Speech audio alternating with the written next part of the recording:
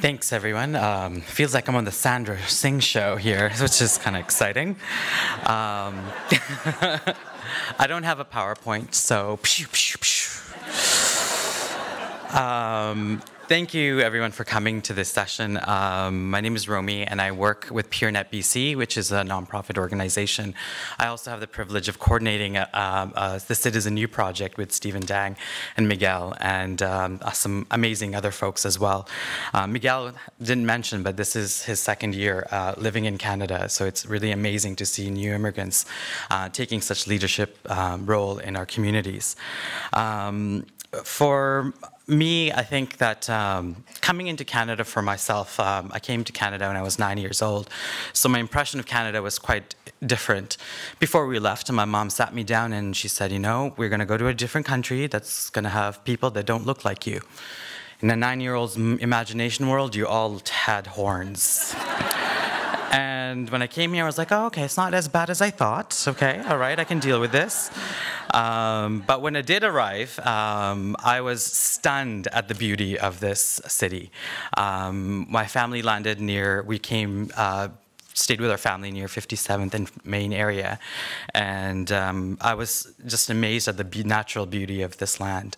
And so amazed that at 9 years old, I started to go for a walk, and I ended up being lost on my first day.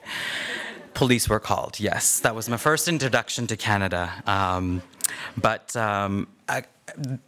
We've heard things about BC and about how beautiful and amazing it is, and I really want to echo that. But there are some challenges that we do face. We had heard references to Vancouver Foundation's study, and I think it's really important that we really take a look at what that actually means.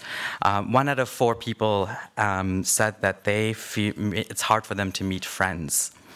1 in 3 feel they are lonely. 2/3 did not have friends from another ethnic group. Right? So what needs to happen? For me, from the work that I've been doing, there's 3 things for me that really resonates in my community.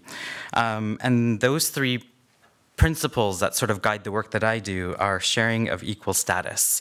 The second one being giving and receiving. And the third one is knowledge from experience. So what do I mean when I say those things?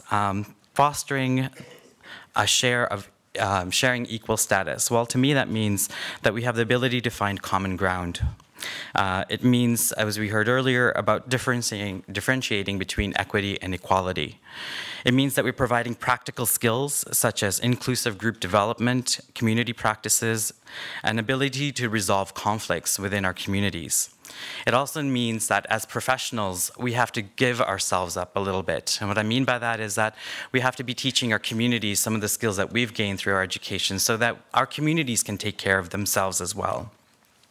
When I talk about the fostering the culture of giving and receiving, what I mean by that is a culture of give and take attitude. We benefit as much from helping as receiving, and it means that we participate in each other's cultural celebrations. But it also means we stand side by side with our communities when they suffer tragedies or when they suffer government cuts. And lastly, fostering culture of knowledge from experience.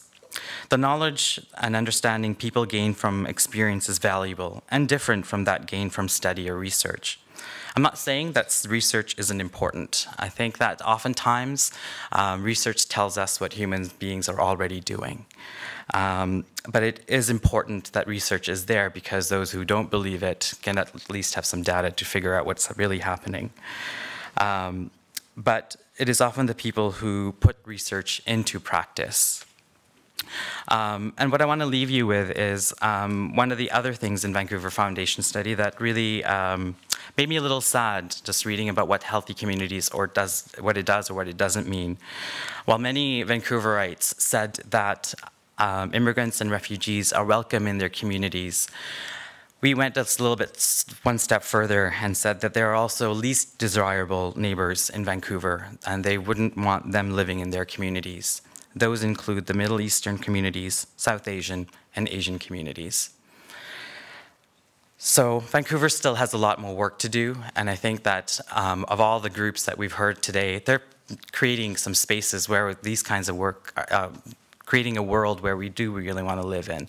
So I want to thank all of the organizers, but also the people who are working in the programs who are doing such an amazing job in creating a really healthy community. Thank you so much.